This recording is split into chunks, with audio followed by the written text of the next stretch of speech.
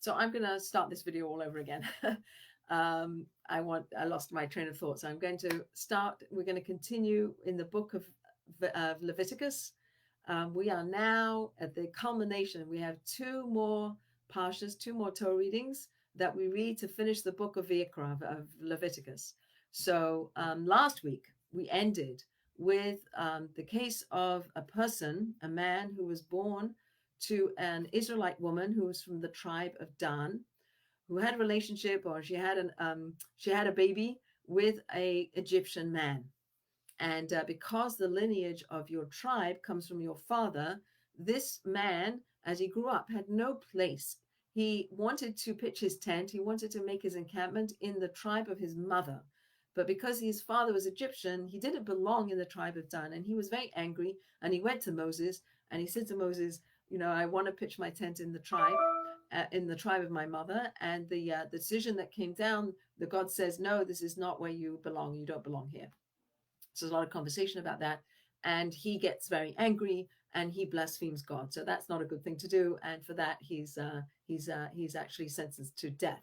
I don't want to have a conversation about that. I don't want to have a conversation. We talked about it last week. But the idea that that there's things that come that we're not comfortable with, things that we find are like egregious in our day. And I think that it challenges us to understand how it is that there's laws like this that for somebody who it was not his fault that his mother was an Israelite woman and his father was an Egyptian. It's not his fault, and yet he doesn't have a place in the camp of his mother. He doesn't have a place to live there, and with that he is angry and he blasphemes, and that he's not allowed to do. So now in this week's Torah portion, it begins. This week's Torah portion has two readings. The first one is called Behar. Behar, on the mountain of Sinai. So it begins with the concept that, or the idea that God spoke to Moses on Mount Sinai. He spoke to him on Mount Sinai. So we go back to the idea. Why do you have to tell us that he spoke to us on Mount Sinai? We know that God spoke to Moses on Mount Sinai. And we know that Moses comes down. He comes down with the 10 Commandments. And the conversation that had with many of the commentators is, what did God give Moses on Mount Sinai? To give us the whole Torah. It was all of our guidebook for how to live our lives was given to Moses at Mount Sinai. Or was it most of it given or some of it given, and then the rest of it was given through the tent of meeting, through the tabernacle in the desert as the children were traveling? And that was what he continued to teach to the Jewish people. So there's a conversation in the sources as to what exactly was given at Mount Sinai, but goes on to tell us that what's given at Mount Sinai, this exactly was given at Mount Sinai. Speak to the children of Israel and say to them, when you come into the land is Israel, when you come into the land of Israel, that I will give you, the Jewish people, the land will observe a Sabbath rest for Hashem, for God. For 6 years you may sow your fields, and for 6 years you may prune your vineyard, and you may gather in its crop. But the 7th year shall be a complete rest for the land, a Sabbath for Hashem. Your field you shall not sow, and your vineyard you shall not prune. It's an amazing concept, right? The concept is that the land is entitled to a Sabbath, a sabbatical year. After 6 years of plowing and planting and reaping and working the land, the 7th year is a Sabbath, is a rest, and you can't do those things. So we're told all the things that we're not allowed to do. Let me see if I can find my papers here. The things that we're not allowed to do in the sabbatical year. Well, I guess I can't find my papers. Anyway, but the things that you're not, oh, here it is. Oh, no, it's not here. Sorry. Oh, well. There's a whole bunch of things that we're not allowed to do. You're not allowed to reap. You're not allowed to sow. All of these things, everything has to stay. Everything has to stay fallow. You let it go. You rest that land. It becomes like a Sabbath, almost like the land has a holiness. God has a holiness, and God is holy. God is the source of all holiness. When we attach ourselves to God, we become holy. Moses was considered the holiest of all men because, and on some level, when he went up to Mount Sinai, he went up into the heavens, that he became almost like an angelic being, came back to earth. So it was sort of like a mixture, like his face was shining with the divine light, and go on and on, like what it was that Moses was. But Moses was able to reach a level of holiness such that God could talk to him face to face, so to speak, and transmit and give to him all the guidance that we will need, not just the Jewish people in the wilderness after coming out of Egypt, but all of us for all time. This is a guidebook for us for all time. So the idea that we as people can become holy, we can attach ourselves to the source of holiness, we can attach ourselves to God, will elevate us, will give us a sense of being holy people. So there's a sense of holiness of the people. There's a sense of holiness in time. We've talked before, and obviously there's a concept we all know about of the Sabbath day. There's 6 days of working, 6 days of the land being, six days of work where we go out into the world and we work and we produce and we achieve different things. We're going, and then Sabbath is this rest day where we stop. We take a step back. We rest. We let go. We let go and we take a step back, and that's a day where we have a relationship with God. We have a relationship with ourselves, with our spiritual side, where we get in touch with that spiritual side of who we are. And so that's the idea of the 6 days of work. We have to work. There's an idea that work is important. It's important to work in those days. It's almost like an imperative to work during the 6 days, and then the 7th day is a rest day. So too, we work the land, and you plow the land, and you plant, and you reap, and you do all those things. And then there's a 7th day, and that 7th year is a land rest year. Like the land has a holiness, people have holiness. We have to rest. God rested on the 7th day, so we rest on the 7th day. The land rests on the 7th year. The land is imbued with a certain holiness. The land and the Jewish people are intertwined. The land, the Jewish people, and God are intertwined. The land has a certain holiness, and we are enjoined to take care of it. God tells us you have to let it rest. That's an important part of what you must do when you enter into the land. So if you were to say, well, what's going to happen in the 7th year? How am I going to manage? What's going to happen in the 8th year and the 9th year? How am I going to manage? So God tells us in the Torah, if you will say, what will we eat in the 7th year? Behold, we will not sow and not gather in the crops.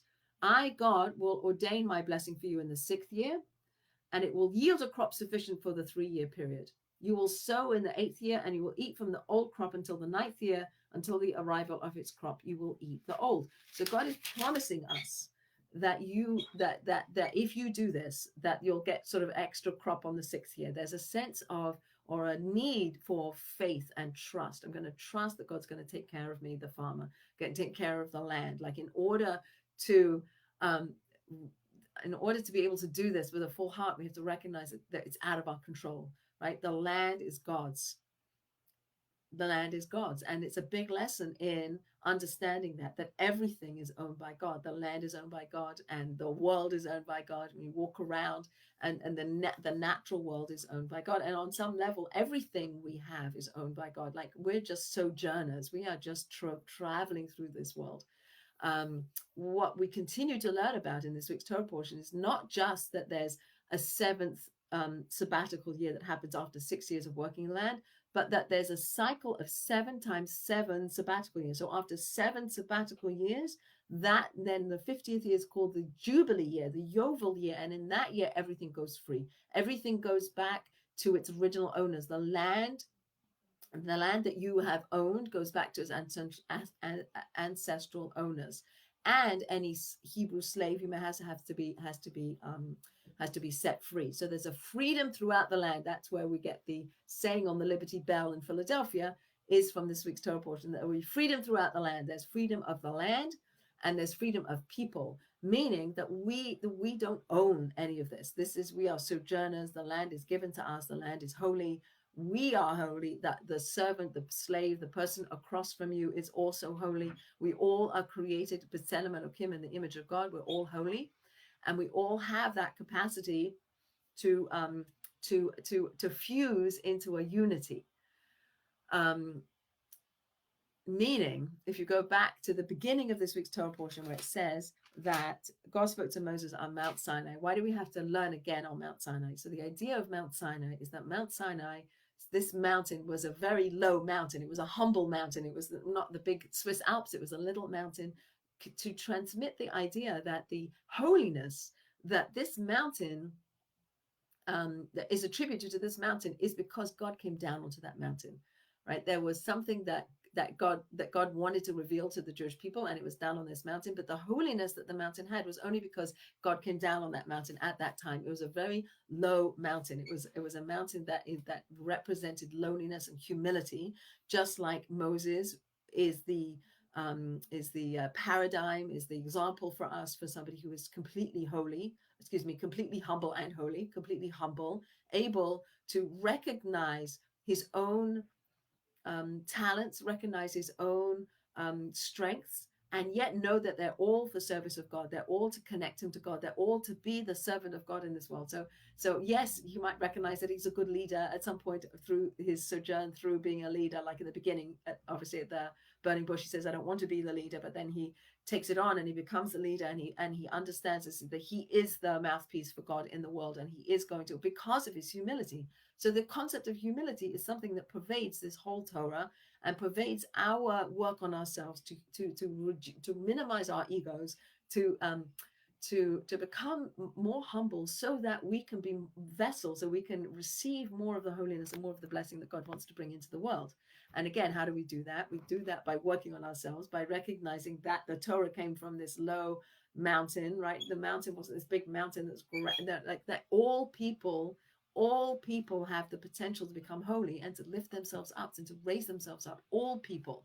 And again, this idea of Shemitah, the idea of the 7th year lying fallow and the 50th year, is just again to remind us that we're all equal. Like, some people might own a lot of land, or some people have a little bit of land, but in the 50th year, it all goes back. Like, you don't own it anymore. It's not yours anymore. Like, it goes back to its original owner. I'm not sure what they do in Israel now, but back then there was really it was an equalizing. Like, I really love the idea of why the Jewish people dance in circles. Like, we don't do line dances, we dance in a circle. We dance in a circle to reiterate the idea that we're all equal, right? We're all equidistant from the center. We're all, when we were at Mount Sinai, we circled the mountain and we were all equal. We were all seen as important and necessary individuals that made up the collective. There was a unity of the Jewish people. Ish echad b'lev echad. We were one people with one heart. And that's what we're trying to get back to. So when it says in this Torah portion that it was given at Mount Sinai, one of the ideas that we're supposed to understand is that, yes, we are all equal. Nobody's better than anybody else. Some people might have, more talents in this area, or more gifts in that area, or be stronger, or be this and that and the other, work on themselves more, fine. But essentially, we all have the same potential to become the most holy people that we can become. We have that potential. I heard a great story. I hope you like this story. There's a story about a man who goes to synagogue. I don't know what generation where we're. It was at the time of the Baal Shem Tov, who was the beginning of the Hasidic movement. So the Baal Shem Tov, it's in this village, and he sees this man. He goes to shul. So this man goes to synagogue every day, and he sits in the pews, and he sits there for hours and hours and hours and hours and hours. He's got his prayer book in front of him, and he goes for hours. So the Baal Shem Tov goes in and he says, "It's amazing. Like, like you spend so much time in synagogue. What are you doing?" And he says, "Well, the fact is that I don't know what I'm saying. I know how to read Hebrew, but I don't know what I'm saying, and I don't know what I'm supposed to say when. So I come into the synagogue and I read the book from page 2 all the way to the end. Every day I read the whole book, and I come in for the afternoon service and I read the whole book, and I come in at the evening service and I read the whole book, because I don't know what I'm supposed to say when." So the Baal Shem Tov says, "Would you like me to help you?" And he says, "Yes, I'd love you to help me." So he says, "Okay." So he goes through and he says, "This is what you say in the morning, and this is what you say in the afternoon." And he puts all his little sticky notes, or whatever they had back then, to indicate this is when you say this, and this is what you say on the Sabbath, and this is what you say on the holidays, and da da da. And he does it all. And the man's so happy, and he comes out of the synagogue and he's holding his prayer book with all the little notes stuck in different places, and he's dancing, and he's so happy that he knows what to say, and this holy man taught him what to say and when to say it, and as he's dancing around and he's like, has his book in his hands, all the little pieces of paper flutter out of the book and they land on the floor, and he's grief stricken. He's like, "Oh no, now what?" So he runs after the Baal Shem Tov. So the Baal Shem Tov he'd already left the village, and so he gets to this raging river. The Baal Shem Tov's walking to the next village, and he comes to this river, and it's a raging river. So the Baal Shem Tov looks around and he sees that there's no one looking, because, he's an elevated person. He's able to make miracles happen for him. And he takes the sash, the gartel that is around his waist, and he takes it and he throws it to the other side, holds on to one end, and he throws it to the other side of the river. And it goes to the other side of the river. And when it lands, it becomes hardened. So then the Baal Shem Tov walks on the hardened sash that he had, the garter that he had around his, and he gets to the other side and he continues to walk. So the man, this man who wasn't able to know what he was saying in the prayer book, who wants some help with his prayer book, he runs, he sees this from afar, and he comes and he says, well, I'll do that. So he takes his sash off and he throws it over, he holds on, and it also becomes hardened, and he's able to walk over, and he catches up with the Baal Shem Tov. And he says, excuse me, can you help me? And he says, how did you get here? Like, how did that happen? And he said, well, I saw what you did, so I did what you did. And so the moral of the story is that, yes, you think that this holy Baal Shem Tov, who started this movement of this massive movement that we still love today, that he was a special person, he was a holy person, and miracles happened for him. Like for him, you could understand that the garter turned into something hard that he could walk across. But the idea is that even this simple man who didn't even understand what the prayers were that he's saying, but he had the yearning, he had the intention, and he wanted it, and then he had a sincerity, and he had a genuineness about him, and he wasn't about his ego, and he was yearning for that he was able to achieve what the Baal Shem Tov was able to achieve. And I think that's an important lesson when we read about Behar Sinai, at Mount Sinai, the fact that we all had that potential. We all have that potential. We're all born with a holy soul. And we all have the potential to elevate ourselves and to raise ourselves up. And we all have the potential to do that. And that story of the Baal Shem Tov is a story that kind of like, illustrates that. But I think another idea is that at Mount Sinai, where we were like one man with one heart, we have a soul. Each one of us has a soul. So another thing I learned is that our soul it is in our bodies, so to speak, whatever that means, as much as our body is in our shoe. So we have our shoe, obviously, and only the bottom part of our body is in the shoe.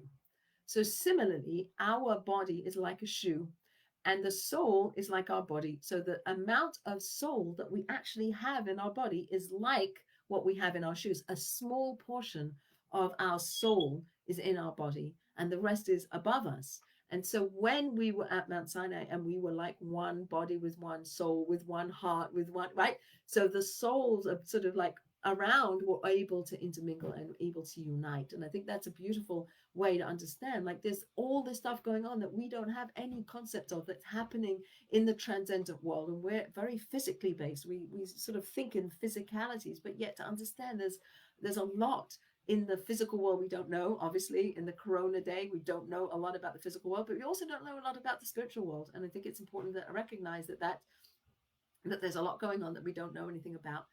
Today, Monday night, Tuesday, we're already into Tuesday now, obviously, but the day that we just left behind, Tuesday, was the 33rd day of the Omer. We had just left Egypt, and on the second day of Passover, we started counting.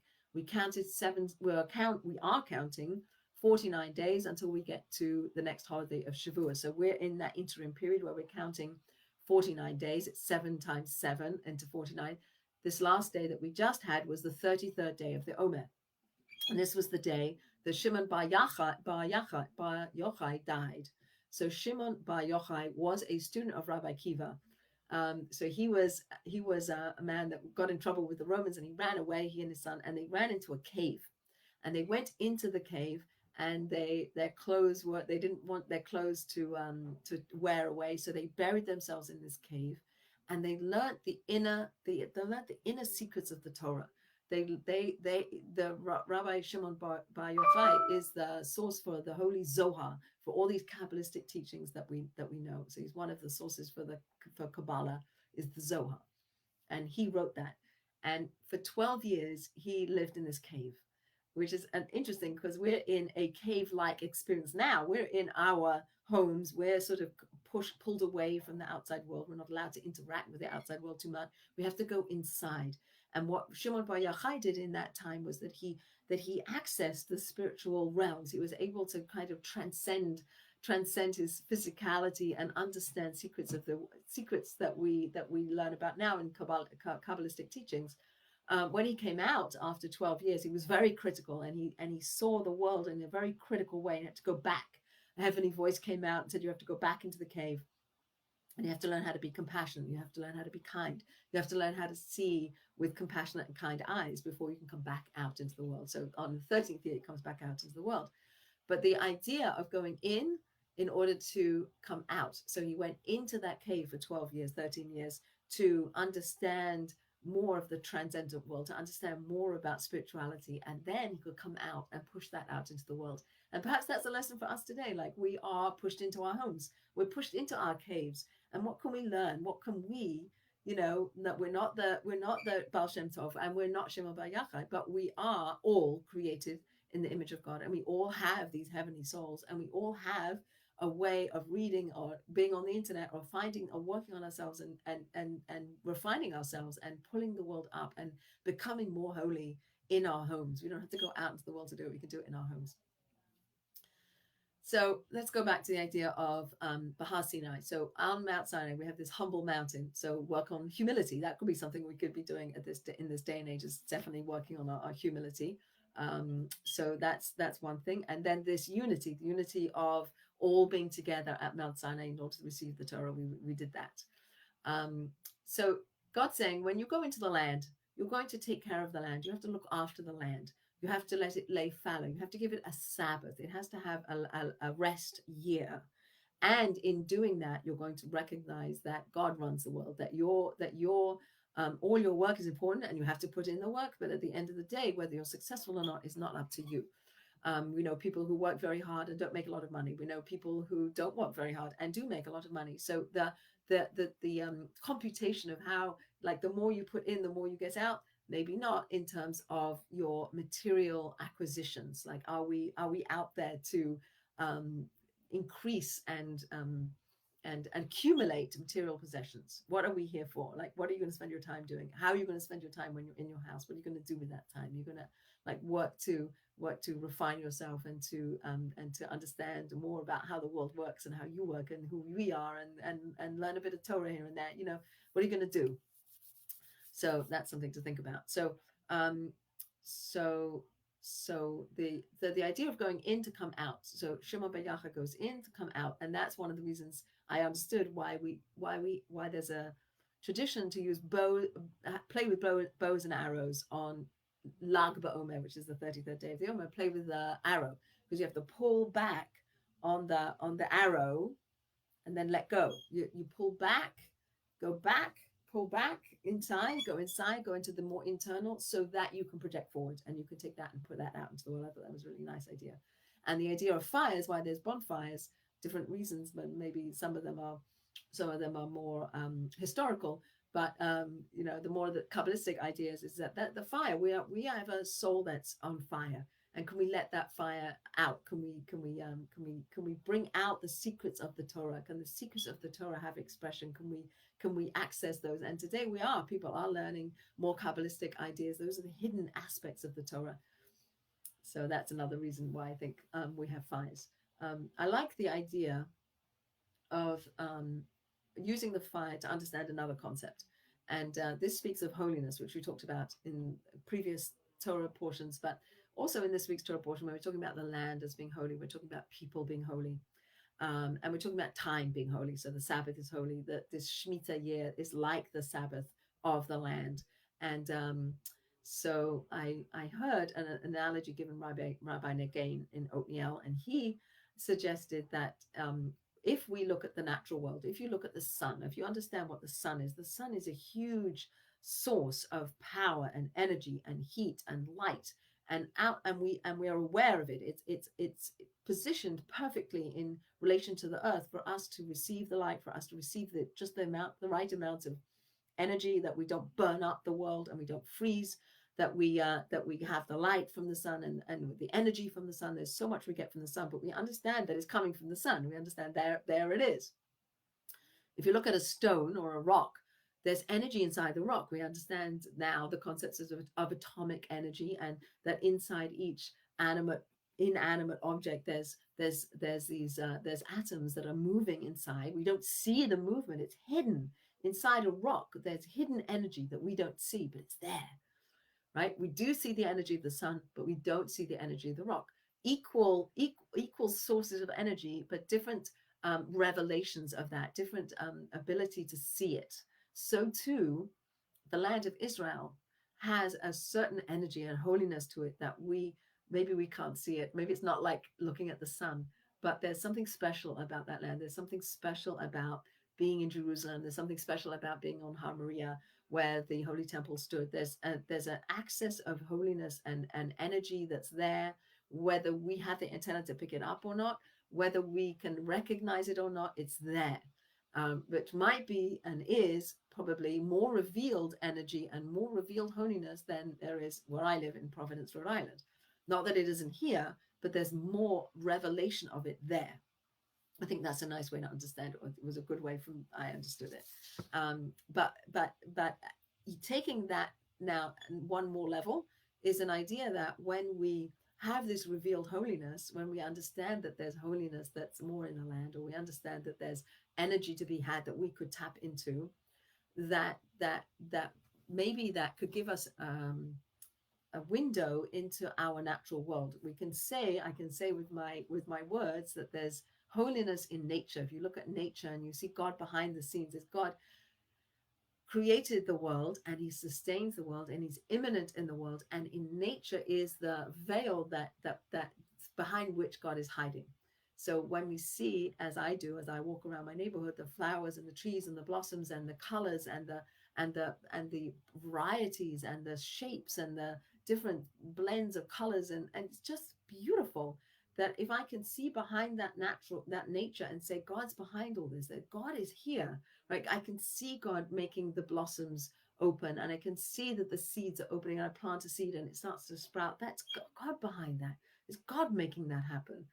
So it's an amazing idea just to think that that's when we use the natural world to try to access God in our immanent world, then to take that into the transcendent world and say, well, are there ways that I can see God in my life? Are there ways that I can see God in my life?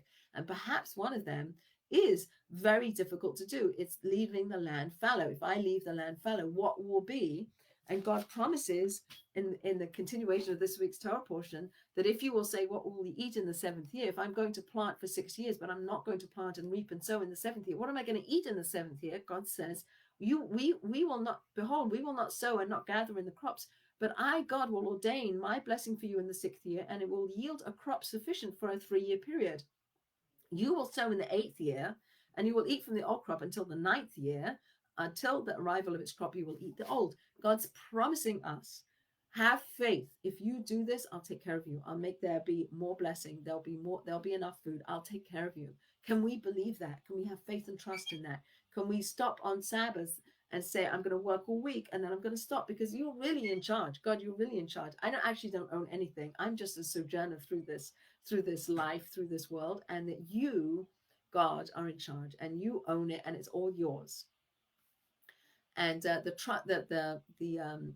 lesson of faith and trust to say, I'm going to stop on Friday afternoon and I'm not going to put into the world. I'm not going to try to work more hours or, make that business deal. I'm going to not do it because it's not up to me. It's not up to me. It's up to God, right? There's a level of faith and trust that we have to have every week, 6 days to the 7th. And now every 6 years to the 7th year of Shemitah. And then we do this Yovel year where we get to the 7 times 7, the 50th year of Yovel, where we're letting the slaves go and we're letting the ancestral lands go back to the ancestral owners, and we're giving up everything. Everything becomes hefka. Everything becomes ownerless. It's an amazing concept that we're told to do. And I think it's about one of the things that it says that it's about is helping us realize that we're dependent on God. You're dependent on God for everything. I remember an exercise I did when I was training to be a hospice volunteer. And they asked us to take 5 different pieces of paper. And on each piece of paper, write something that you really love. Something you love to do, or something you love to eat, or somebody that you love. Like write down five things that you love.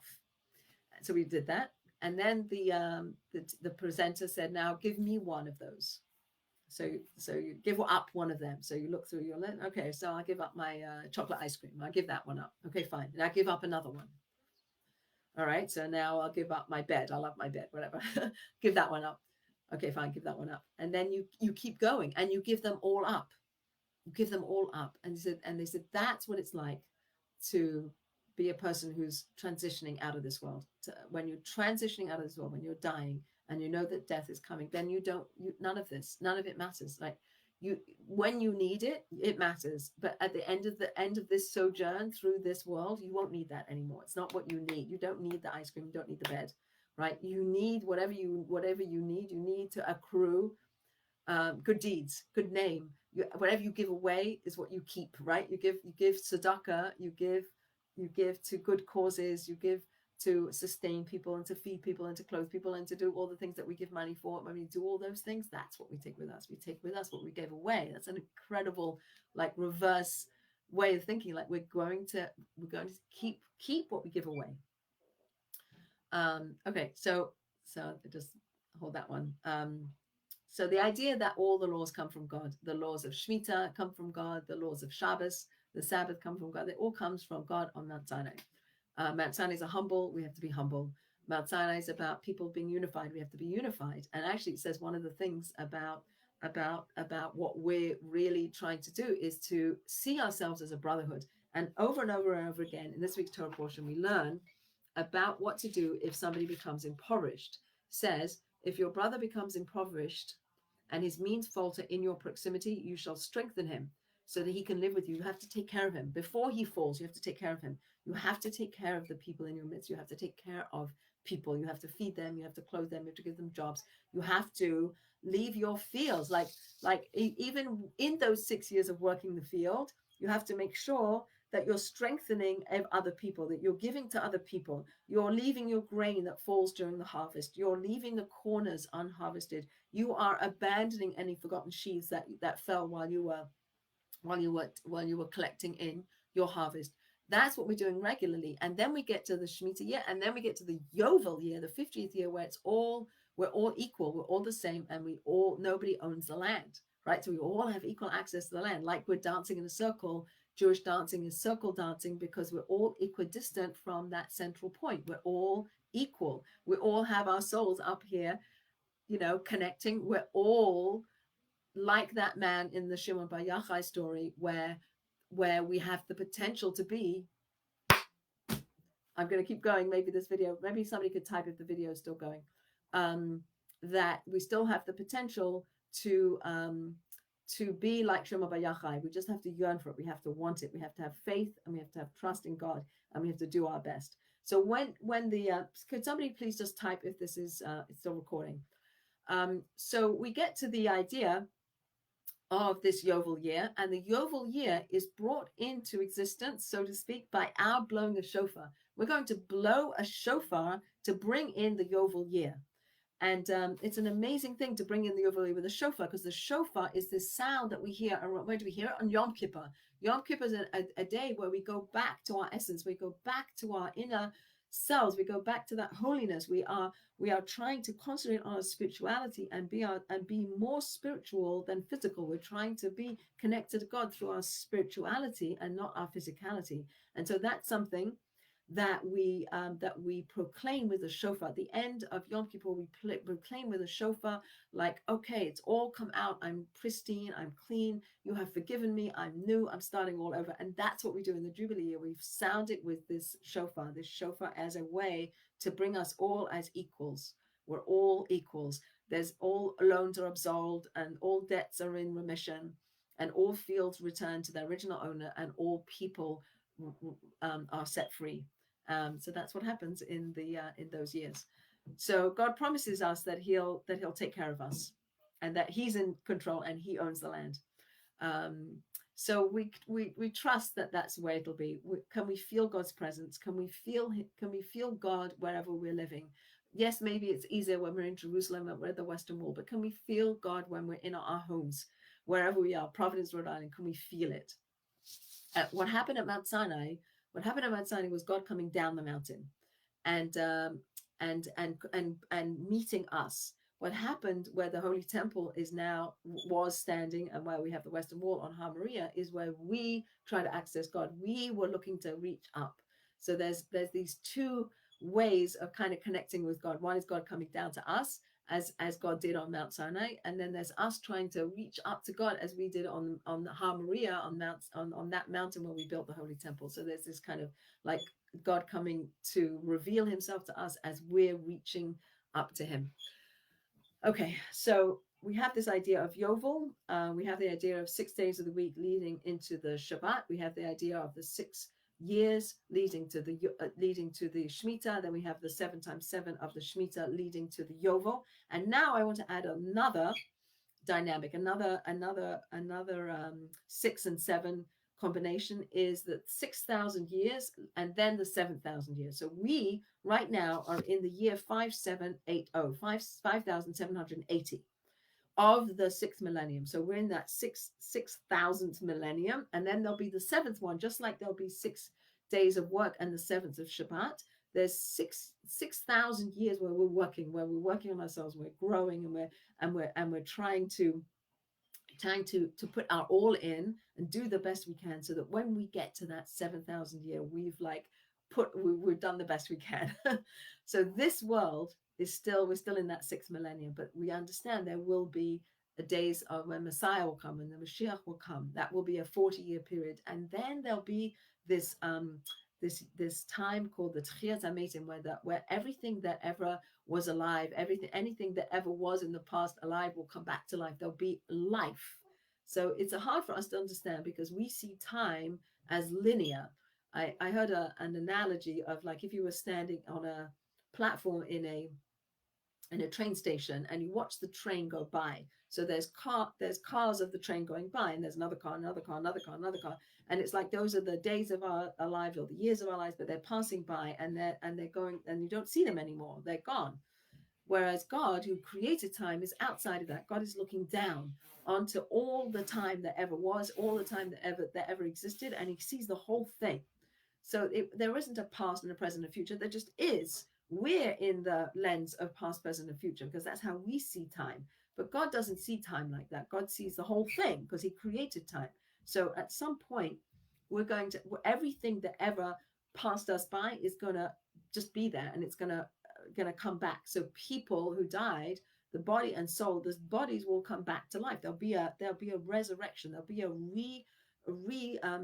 reliving, a kind of everything will begin, will continue to live, will continue to live. And so I like the idea of that train issue, that train idea, because if you look above it, it isn't a train, it just is. So everything that we see as having died didn't really die, it's still there. So when we die in our lives, we understand death, our souls leave our body, but the soul continues on, and our body is like a seed, and it goes into the ground. Just like when you put a seed into the ground, it decomposes into the earth, and then it sprouts again. Then it grows into something, it grows into a tree, or it goes back into something that it was originally was before. The seed came from the tree, and it's going to sprout, and it's going to grow again. So too, our body gets put into the ground like a seed, and the soul goes into the world of souls, and it hangs out in the world of souls, whatever that is. And then at the right time, after the world of Mashiach, of the Messiah, then there'll be a resurrection. There'll be a re-coming together of that soul and that seed that was planted in the ground. There'll be a Tchiyat HaMetim, or resurrection of the dead. And then we're going to transition into the 7,000th year. That 7th millennium will be like a Shabbat. That is what we consider to be the world to come, Olam Haba. And we all have a portion of Olam Haba. It's supposed to be a really amazing place to be. I don't know, it's a place, it's a reality that we've created. We're going to exist in Olam Haba. There's going to be that reality for us, and it's likened unto the 6 days and the 7, or the 6 years and the 7. And we're getting every week, we are getting a lesson in that 6 days and 7. There's a 6 days of work and 7th day of rest, and it's actually said over in the oral tradition that the Sabbath is a little bit of the world to come. It's a little taste of the world to come, which is really interesting to think, because the 6,000 of our existence then ends with the 7th millennium, which is the world to come. That world to come, and we get a taste of it, a little bit of taste of it every Shabbat. So I think that's and just to think about how we size up time and what we do with time and how we put time into categories and how we kind of like count things and we see where we're going. And yet God looks at the whole thing. And I wonder when we're sitting here in our COVID stay at home orders and we're in our homes and we're thinking, well, one day I'll get out and one day I'll do this. But maybe it's really a lesson in saying, well, yes, there's time and we see time as like this train at the station, but there's also the whole block of time where it's all about us working on ourselves and connecting with something beyond ourselves, connecting to God, connecting to spirituality, connecting to each other. How we can do that, right? We might not have the same avenues of doing that, but also we have a lot less distractions. There's a lot less that's going to distract us that could actually help us focus on doing that now. So anyway, so that's that. And then so this idea of raising up the person who's impoverished, that if there's somebody who's impoverished in your midst, you have to help him. You have to lift them up, you have to give them, you have to bring them up to a secure place.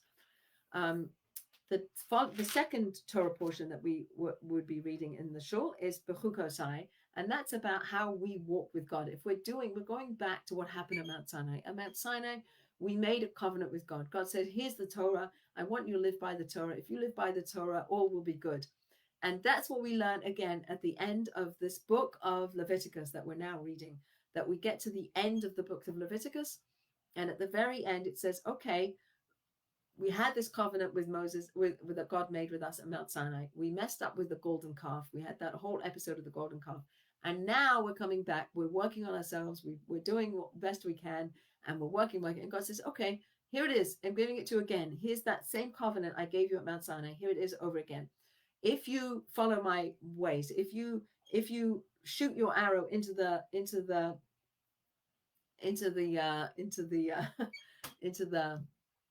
bullseye, or you're a little bit off, but you're working towards that bullseye. If you do that, I will shower you with blessings. I will shower you with physical blessings, with rain and fruit, trees that will bear fruit, and the threshing will be good, and you'll eat bread, and you'll live securely, and you'll have peace, and there'll be no wild animals, and there'll be no swords in the land, and you'll have no enemies, and I will bless you and make you fruitful, increase you, and establish my covenant with you, and clear out the old, and etc. And God will walk with us, and I will walk with you like I did, like I wanted to when you were in the Garden of Eden. We go back to the beginning of Genesis, where God created Adam and Eve, and he put them in the Garden of Eden, and he says, I want to walk with you, walk with me in the Garden of Eden. And obviously we know the story that Adam and Eve ate from the tree of knowledge of good and evil, and they were banished from the garden. But in the garden, God's saying, I want to walk with you. And God's saying that again now. I want to walk with you. He says, I want to walk with you. But if you treat me casually, if you don't care about me, if you're not looking to have a relationship with me, then that's the kind of relationship that I will have with you. The way in which you relate to me will be the way that I relate to you. And I think that's a very crucial concept for us to understand, is that we need to want it in order to get it. It's not going to fall out of the heavens. I don't think. I don't understand. Anyway, but if you walk with me, and this word for walk casually, Kerry, if you are casual with me, if you are rebellious and you think everything's just by chance and everything's just an accident, then that's the way it will be. However, if you don't, if you turn to me and you see that God's in charge and you yearn for that relationship, then it will be good. It will be good with you. So this idea of how we relate to God will be how God relates to us is integral to this week's Torah portion. And if we turn away, then God will turn away. And if we turn towards, then God will turn towards us. So part of it is really yearning to be connected. So I heard this saying, I'm not quite sure how it fits in, but act as if everything depends on you. So I guess this goes back to the whole idea of Shemitah. Oh, I'll come back to that in a minute. So let's see, let's just recap a little bit. So we have beginning of the week's Torah portion, Behar on Mount Sinai. We're given the laws of Shemitah. We're given the idea that you have to let the land rest. It's not just something you have to think about, something you actually have to do. It's going to take a huge amount of trust and faith for you to leave your land fallow. No agricultural work will you be doing on the land in the 7th year. So just like there's Sabbath after the 6 days of the week, just as God created for 6 days and rested and said, you too. I created the world, said God, you have to rest. I rested. In order to be holy, you also have to rest. You also have to have a Shabbat. You have to have that day where you switch off and you don't do business deals and you don't deal with money and you don't work on your phone and you just stop and you let go. You're going to do that every seventh day. That's going to be a lesson for you for all time. And there's going to be this 6 years of working the land and then a seventh year of rest. It's the same concept. The land also has to rest. The land also has a holiness to it, and it also has to have that lesson that you will learn from that, which is that the land doesn't belong to you, that you don't own the land. The land is holy and the land needs to rest. And that's going to be a big lesson for us, not to spend our lives accumulating material things. Let's not spend our lives accumulating material things, because at the end of the day, we're not going to keep it. And then we have the idea of the way in which we walk. So wait, sorry. So the Shemitah year is the seventh cycle, and then 7 times 7 is the 49. Letting go of the land, letting go of the people that in your service, like the slaves, get to go free. Everybody going back to the original reset button. We're going to start all over again. There's an equality. All people are equal. All people have the potential to lift themselves into higher and higher realms. We're all created in the image of God. We all have the most of our soul hovering somewhere above us that can unite with all people, and we should really work to do that. So then idea of equality, the idea of dancing in a circle, recognizing that there's no one person is closer to anything than anybody else. We're all part of the plan. And to trust God and to feel and to try to feel his presence. So we talked about the analogy of the sun being a revealed source of energy and the rock being a hidden source of energy. So too, there are places, people, and times that have more revealed holiness to them. The Sabbath, the holidays, Yom Kippur, are islands in time where the holiness is more accessible to us. We have places that are more holy and more accessible holiness in Jerusalem and the Holy Temple. And we have people who are connecting themselves and attaching themselves to godliness and to God's ways and walking in God's ways, and that they also are able to become holier people, and we all have the potential for that, as evidenced by that story about the Baal Shem Tov.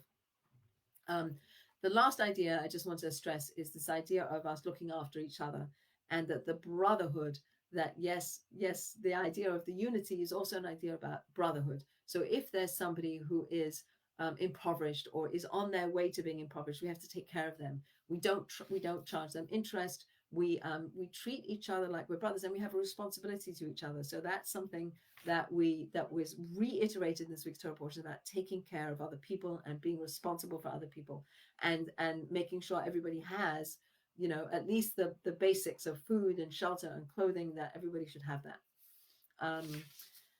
So the only other idea that I wanted to bring out is the idea of toiling in Torah. So that it is about observing the mitzvot. It is about connecting to God through, by doing the Shemitah year, by doing the Sabbath, by eating kosher food, etc., etc. But there's also a concept of toiling in Torah. There's also a concept that a lot of these things are so hard to understand, and maybe we're turned off, and maybe we're angry, and maybe we're this, and maybe that, and so it's hard work to get in touch with holiness and with God, and seeing it in the Torah. And that's toiling. It's not easy. If it was easy, we'd all do it. That we have to really work at it. It has to become a part of us. It's almost like they say that the Jewish people are like a fish, and the only sustenance that we have is a fish has is the water. A fish can't live without being in water, and water is likened unto the wisdom that the Torah, through the Torah, through God gives through the Torah to us. So in order for us to live, in order for us to thrive, we have to swim like fish. We have to somehow engrave the Torah. We have to imbue the Torah. The Torah has become us, so that then it's not like, okay, like I become immersed in it, becomes engraved in me, on me, that I become united with some of these ideas. So it's not a struggle anymore. Like like in the beginning, maybe it's a struggle to do something, but then after a while, it's not a struggle anymore. Maybe I don't know. An example was, for me would be as I was keeping kosher and beginning to keep kosher more. So then I wouldn't eat in that restaurant anymore, and that was hard. I wanted to eat in that restaurant, but I didn't. And then after a while, now it's not a struggle. I don't eat in that restaurant because I don't. But at one point, it was a struggle, but now it's not. So I think with anything, there's this sort of progression of learning and growing and putting things behind us, and then recognizing, okay, now I'm at this level, and this is my struggle. So we're all struggling and we're all toiling in Torah. So those are the ideas that I wanted to bring out about this week's Torah portion. And I think a lot of it really does speak um, about the concepts of humility, the concept of holiness, the concepts of understanding that we don't own anything, that we're sojourning through this world, that we only live here for a certain period of time, and then we transition out of this world, that this world is a bridge, a very narrow bridge, that we come from somewhere and we're going somewhere, and all of this existence has a purpose, that we're in the sixth millennium, and this sixth millennium will end and we'll enter into the seventh millennium, which is like the Shabbat.